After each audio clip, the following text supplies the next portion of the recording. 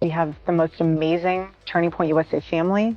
They've rallied around myself, my children, and, chosen family is everything. And then, of course, we're blessed with our family. How are his parents doing? Because his parents are private. We saw them for the first time at the funeral. Yeah. You did such a beautiful job there. My mom is Charlie and my mom. Well, Charlie's family, everyone's hanging in, doing the best to be. USA, since Charlie was killed, just so you guys know, this is a fact, has made more than $100 million.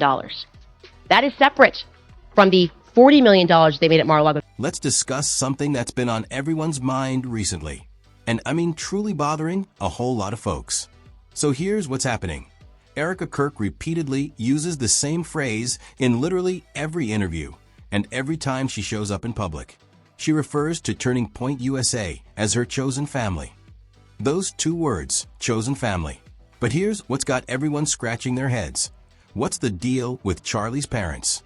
Where do they fit into all this? Because when you actually pay attention to Erika's words during her appearances, she focuses on herself.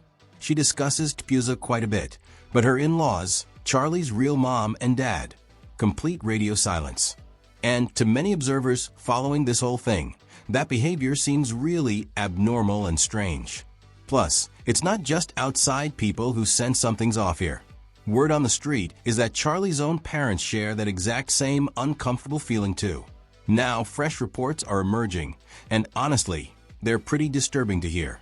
Charlie's parents, Catherine and Robert Kirk are their names, are apparently extremely upset. And who could fault them for feeling that way? Because what's being alleged and discussed right now is that Erika, along with Turning Point USA, have actually profited off Charlie's death. We're not looking at pocket change here, people. We're looking at $90 million. That's the figure getting tossed around repeatedly. But here's the kicker. Candace Owens claims the real number is actually significantly higher. Some reports suggest TPUSA raked in up to $140 million in merely 3 months. 3 months, folks. And who's steering the ship during all this? That would be Erika. She's now the CEO running everything. Hey, check this out. Erika Francis, 2019.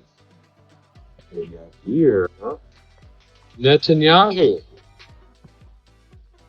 Shabbat Shalom. Naturally then, people have started digging deeper into things. And as they investigate Erika's background and past, old information keeps resurfacing. Details that were always publicly available, but perhaps didn't receive the scrutiny they deserved back then. You've likely heard whispers about the honeypot theory. It sounded conspiratorial before, pretty fringe stuff even, but critics now say something's changed. Presently, they argue it's beginning to feel significantly more plausible and believable. But let's circle back to Charlie's parents because this is where things become genuinely uncomfortable. Erika has reportedly brushed them off repeatedly, and we're beyond simple avoidance at this point. Word is this has escalated into outright disrespect, visible, open disrespect. Meanwhile, what's Erika been up to? She's aggressively promoting Charlie Kirk's newest book. She's on an endless media tour. Interview following interview. Promo appearance following promo appearance. And the emphasis? It's entirely centered on her public image and TPUSA's reputation. Consider that for just a moment. Charlie's parents suffered through that same devastating, heartbreaking loss. The identical loss. So where's any information about their well-being? How are they coping?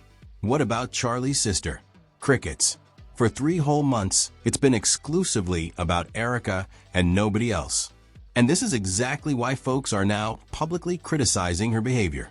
Because to many watching, it appears she's rewriting history, systematically erasing the individuals who knew Charlie the longest. Here's a concrete example. Erika recently appeared on Fox and Friends, and the host did something notable. They inquired about Charlie's parents. They also brought up her own mother. Pay attention to how Erika handles this. She barely acknowledges Charlie's parents, truly barely. Then she rapidly pivots the conversation toward her mom. She states that Charlie was her mother's favorite child. Then she launches into stories about Sabbath dinners at her mother's home. What do you miss most? How are his parents doing? Because his parents are private. We saw them for the first time at the funeral. Yeah. You did such a beautiful job there. How are all of y'all doing? You talk a little bit about the kids, but how's your mom doing? I mean, I know she's devastated for you. My mom is Charlie and my mom. Well, Charlie's family's there. Everyone's hanging in there. We're doing the best to be expected. My mom and Charlie, they were best friends. I would always say that Charlie was her favorite child. But the thing that was so special about our Sabbath dinners was that it wasn't about religious protocol. People criticizing her point out this feels deliberate, like she intentionally sidestepped discussing Charlie's parents. And here's what really speaks volumes: the specific language she selected. She avoided saying my in-laws. She didn't offer something like Charlie's parents are managing as well as possible. She glossed past them completely. She created the impression she doesn't even communicate with them. Now think back to the memorial service. Charlie's parents were absent, and that memorial featured pyrotechnics. It was a public spectacle, and something else occurred too. Erika publicly forgave the alleged shooter during her memorial speech, but she failed to mention Charlie's parents a single time. Let that really sink in. She felt authorized to publicly forgive the individual accused of taking her husband's life. But suppose Charlie's parents disagreed with that choice? Suppose they weren't emotionally prepared for that? And let's be completely honest, there remain countless unanswered questions regarding what actually transpired, about the assassination itself. Yet Erika forgave the shooter mere days following the incident. Critics consistently say the identical thing.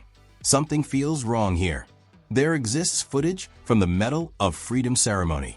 Have you viewed it? Because the visuals are quite striking.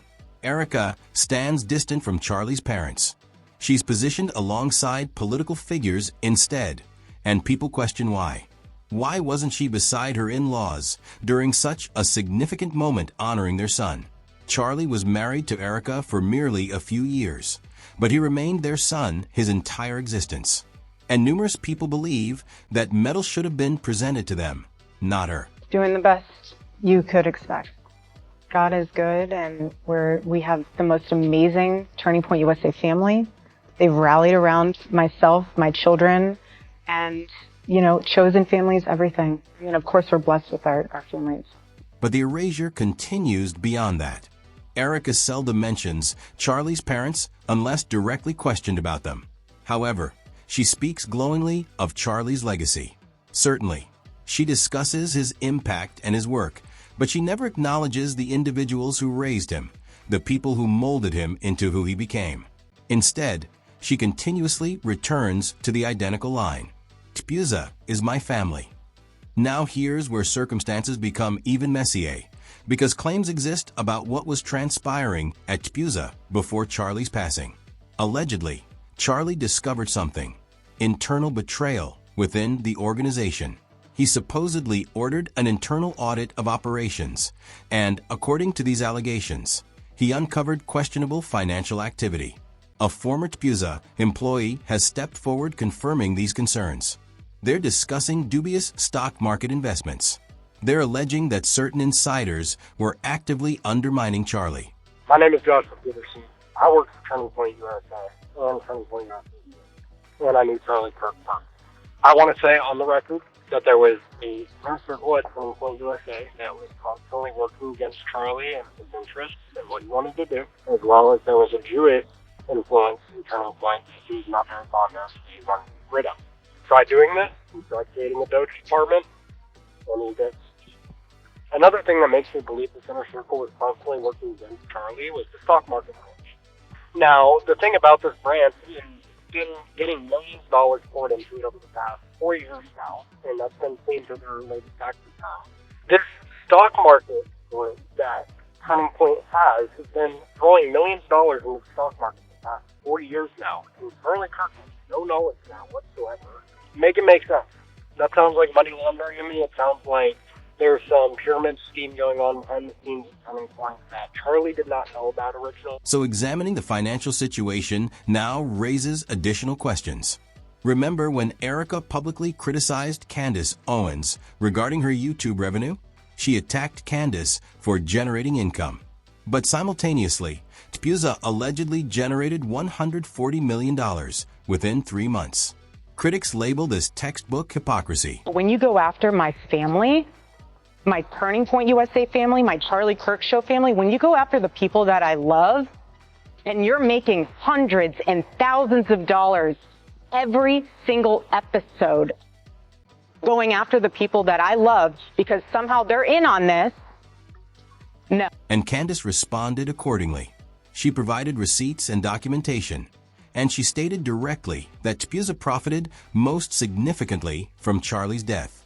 But Erika continues repeating that expression, TPUSA is my family, again and again. And critics believe this represents a calculated guilt strategy, because if TPUSA equals family, then anyone questioning the organization must be heartless, correct? They must be attacking a grieving widow. Sorry, but that whole thing right there is frustrating. And I'm going to explain to you why I just do not accept any of that. First and foremost, the idea that she does not have time. Now, to that point that people are making hundreds and thousands of dollars, I just don't get how there's not someone on this very large PR team, as we're seeing these PR campaigns go out, who's going to go, hey, maybe we should strike that. They made $40 million 2 nights ago at Mar-a-Lago. Maybe it feels kind of a little bit like let them eat cake-ish. Oh, and we've made more than, separately from Mar-a-Lago, Turning Point USA, since Charlie was killed, just so you guys know this is a fact, has made more than $100 million. That is separate from the $40 million they made at Mar-a-Lago the other night.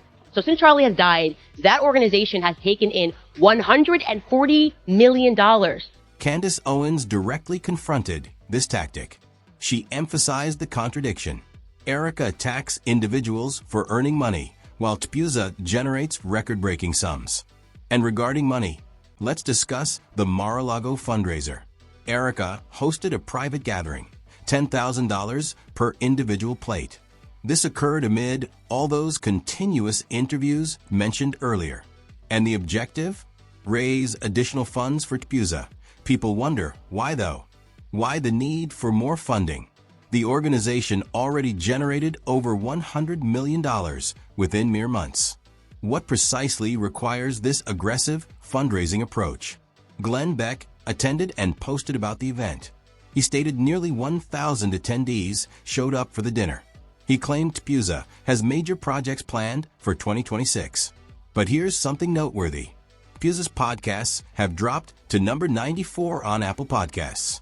They previously ranked within the top 10.